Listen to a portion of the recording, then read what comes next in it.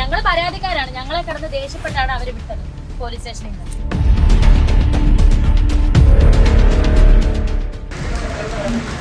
ഇപ്പൊ ഒരു ജീവനല്ല, അതങ്ങ് പോയാലും കുഴപ്പമില്ല. പിന്നെ എന്നാണേലും ഞങ്ങൾക്ക് നീതി കിട്ടിയേ പറ്റത്തുള്ളൂ. ഞങ്ങൾ നേരെ കോർട്ടിൽ പോകും. അത് കോർട്ട് തീരുമാനിച്ചാൽ മതി. പോലീസ് തീരുമാനിക്കാൻ പറ്റത്തില്ല. പരാതിക്കാരാണ്, പക്ഷെ ഞങ്ങളടുത്ത് ഭയങ്കരമായിട്ട് ഹേർട്ട് ചെയ്ത് സ്ത്രീകൾക്ക് നൽകേണ്ട സ്ത്രീകൾ ഇങ്ങനെ എന്തൊക്കെ എത്ര വലിയ ആളാന്ന് പറയുന്ന ഒരു സ്ത്രീക്ക് സമൂഹത്തിൽ കേൾക്കാൻ പാടില്ലാത്ത കേൾക്കുമ്പോൾ അവർക്ക് ഫ്രസ്ട്രേഷൻ, കാര്യങ്ങൾ, ടെൻഷൻ അങ്ങനെ എല്ലാം കാണും. ഇതുപോലെ എന്ത് അക്രമവും നടത്താൻ എന്ത് വേണ്ടി പിടിപ്പിക്കാം. കാരണം ഞാനൊന്നും ഒന്നും പോകുന്ന ഒരു വ്യക്തിയല്ല. എന്റെ ഫോട്ടോ